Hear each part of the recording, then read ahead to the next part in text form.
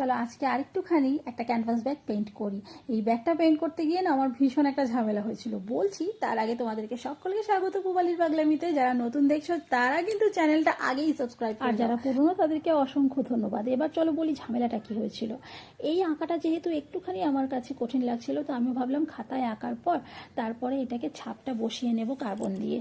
তো আমি সেই রকমই করলাম, কার্বন বসালাম, খাতার থেকে পেজটা ছিঁড়ে সেটা বসালাম।